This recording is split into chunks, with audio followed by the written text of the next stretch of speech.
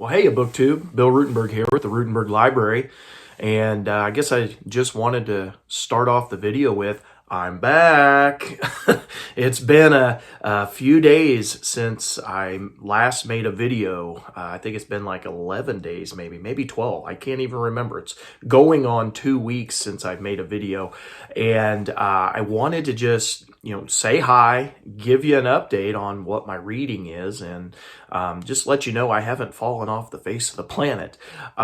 So just give you an idea of what's been going on in life first. So 2 weeks ago, the last time I uploaded a video, we were in the middle of parent-teacher conferences week at school, and it was just an extremely busy week. And we started off 2 weeks ago on Monday. We had gotten snow and ice, and so we ended up having a late start to our class periods on Monday. So we had a shortened day on Monday, and then we had an early out on Tuesday because we get out of school at 1:15, and then we have conferences, parent-teacher conferences, from 3 o'clock to 7 o'clock at night. And so by the time I get home at night, it was running kind of late, and quite frankly, I was exhausted by the time I got home. And then we did have a full day of school on Wednesday, and then Thursday was another early out and the second day of parent-teacher conferences. And so we were at school again till 7 o'clock at night. And because the teachers stayed from 3 to 7, which, ends up equaling out a full extra day and stuff, we always get Friday off.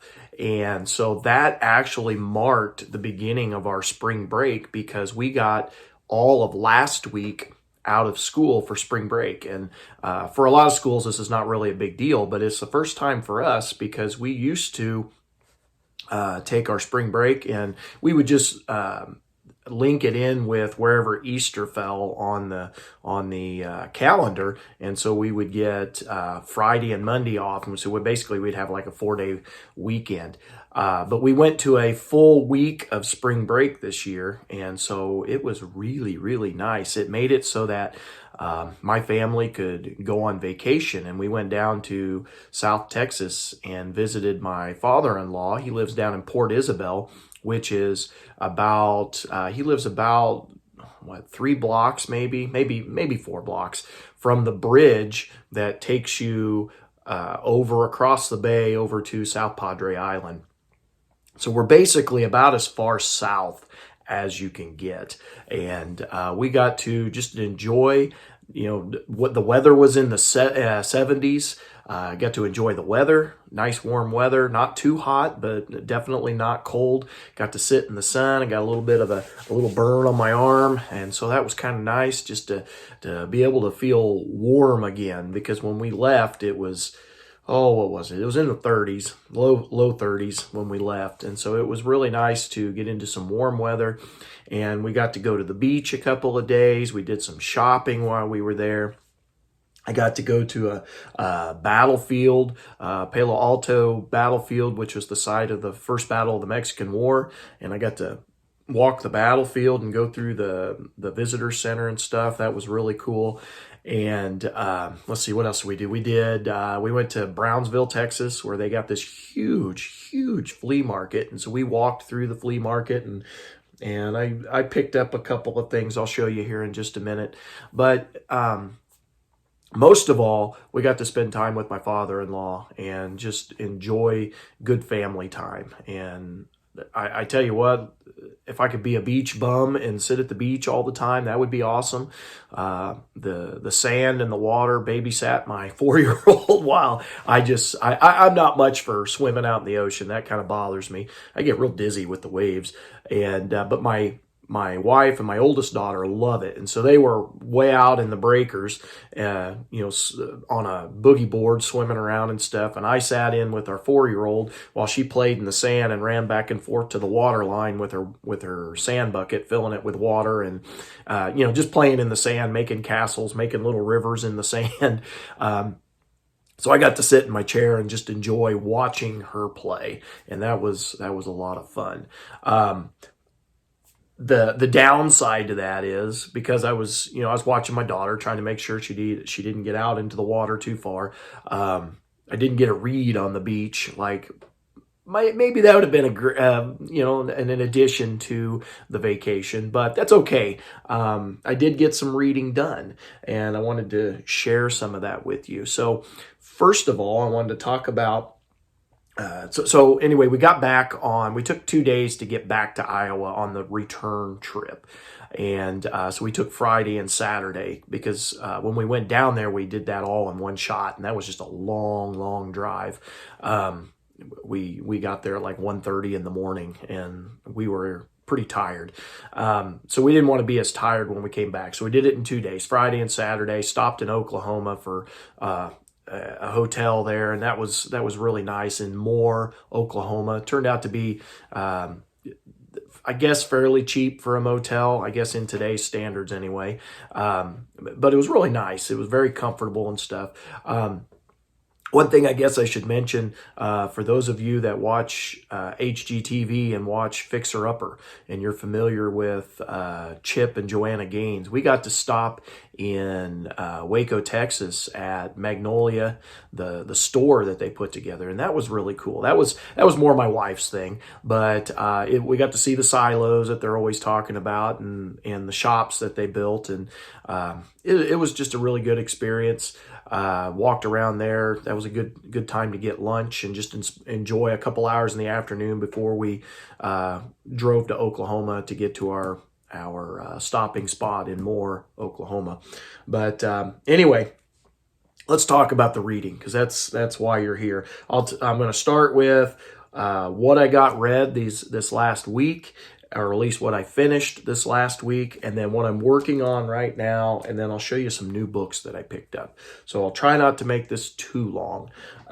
So what I got finished right before, this would be, I think it was Monday of Parent-Teacher Conference. Yeah, it was Monday of Parent-Teacher Conferences week, where we had that half day. I got to stay at home and read for an extra hour and a half because of the late start. And so I ended up finishing the Hemingses of Monticello. This was a buddy read that I was doing with Vin over at Revenant Reads and Patrice Jones. And I'm telling you, I am so glad I read this. This was very insightful. Annette Gordon-Reed does a fabulous job of talking about the Hemings family, which was one of the slave families that was owned by Thomas Jefferson.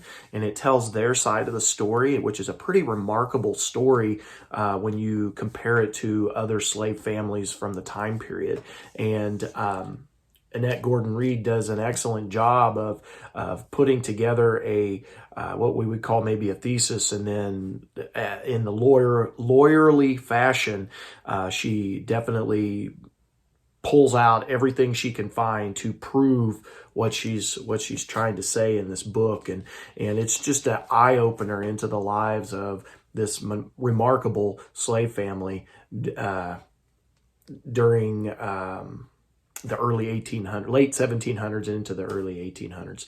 And so I hope, do a book chat on this. That was what my plan is, and it'll be a more detailed talk about the book. So I don't want to talk too much about it, but I do want to say that I thoroughly enjoyed reading this with Patrice and Vin.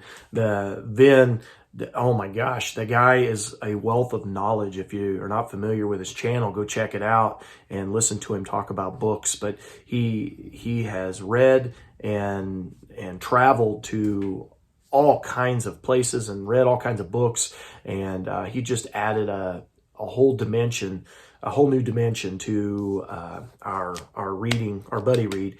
And Patrice brings her expertise in the area. She is very well read in like slave narratives and in the history of slavery and the lives of the women slaves.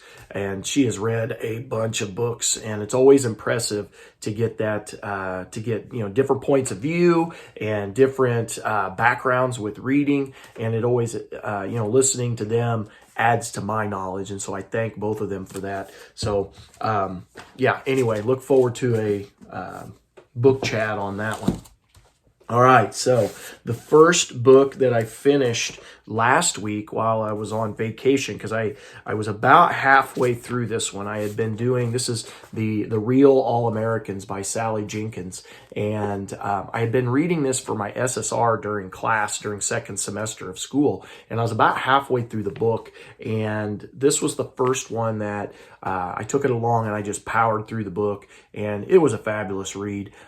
If you have never read about the schooling of the Native Americans by the American government, it was quite interesting. The idea of Americanizing everybody, and for right or wrong, I'm not gonna go.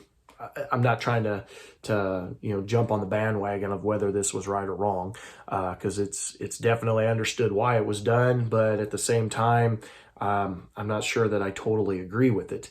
So anyway, very good book telling that story, and they take the story and they center it around early football in the United States and the beginnings of college football, and does an excellent history of telling just the history of football, and it's very rough beginnings as far as it didn't have the same rule structure and everything that it has today.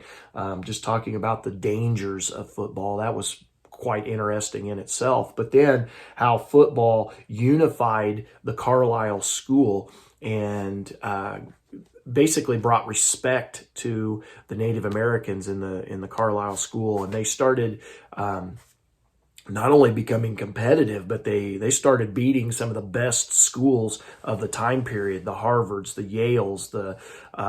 It finishes off with them beating Army at a game, and they were just a very highly successful school early on in football history in college football. And this story centers around Jim Thorpe and Pop Warner, two names you're probably familiar with. Those are two of them that it centers around. Of course, they don't get to Jim Thorpe till the latter half of the book, but Pop Warner is probably almost half of the book. And then it talks about what's his name? Is it William Pratt, I think was his name. Let me double check that real fast.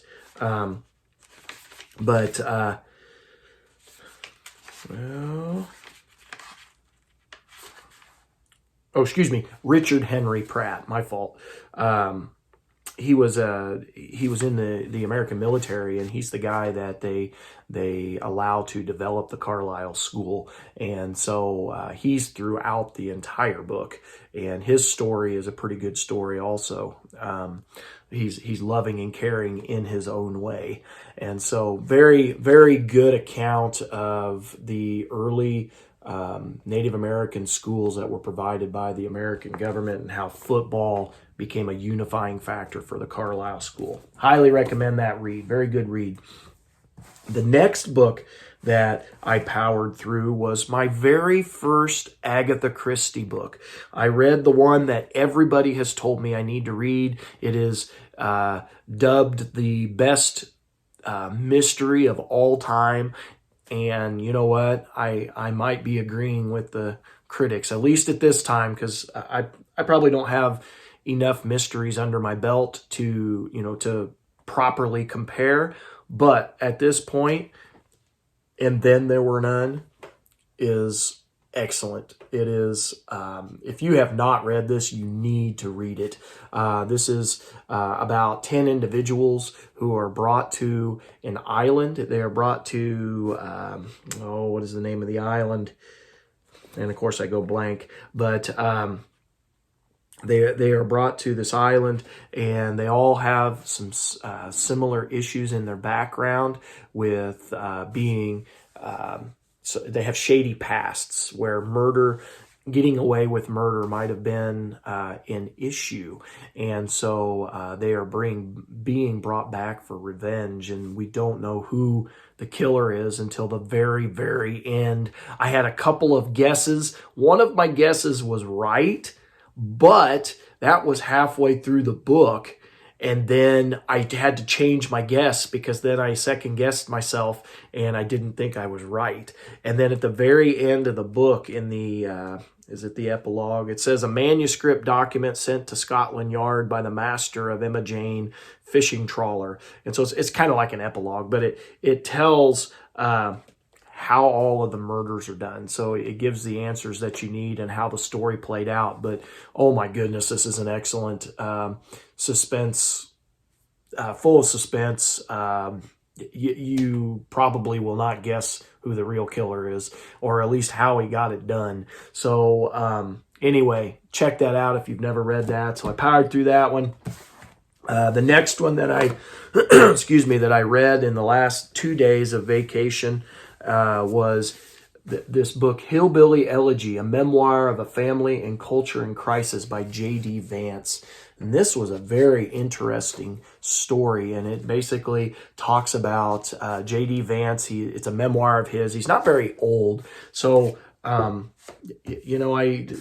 a memoir by somebody who's not very old and doesn't have like a total life experience, I'm always kind of, I'd rather read one by somebody who's advanced in age and has more experience. But I will say that this is a good look into the lives of Appalachian people who live in poverty.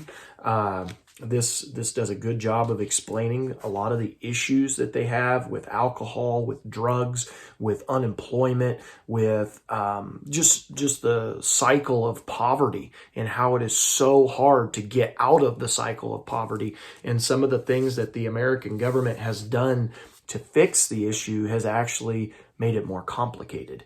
And they've actually fed into that. But anyway, I found that to be a very good book. It really resonated with me, with my own childhood. I didn't go through the exact issues that he did, but the emotional experiences that he went through, I really I get it. And so this was a very good read, very interesting. The downfall is he is very open about how the people in his life spoke, and there's a lot of language in it that I get why it's in there, because you want to get a true sense of the uneducated, if that makes any sense. But I basically told my wife, you're not going to like this book because of the language. You're going to get sick of the language. But I still think it's a good look at the issues of poverty with Appalachian America and the people who live in the Rust Belt there in Ohio. So finished that one. And then the most recent book that I finished was Crisis of Empire, Great Britain and the American Colonies, 1754 to 1783 by I.R. Christie. And this is part of the Foundations of Modern History. And this is an older book. It's really small, but it basically just deals with the political issues that were going on right before the Revolution. The last chapter deals with the Revolution itself and the breaking away of the American colonies into the United States. Interesting look, but a bit on the dry side. I would definitely not recommend this for an average reader. Something to look at if you are an avid reader of Revolutionary America. I think it's worth reading. But if you're just a novice at it, I probably would not pick it up. It's a little bit dry. I struggled with a couple of the chapters just because of how dry it was. But anyway, I did finish that. So let's see, I finished 4 books this last week of vacation, and then, like I said, the Hemingses of Monticello I finished the week before that. So those are the books that I have read, and so the books that I am now reading on are upstairs. I didn't bring the book down because my wife was sleeping, and I forgot I was going to make a video. So I am reading The Outsiders by S.E. Hinton as part of middle grade March. And I've just got the first chapter read. I didn't end up reading last night because I was super tired after we got track practice started yesterday, and then we got baseball after that, and it wasn't until 7:30. I left for school at 6 a.m. and I didn't get back home till 7:30 p.m.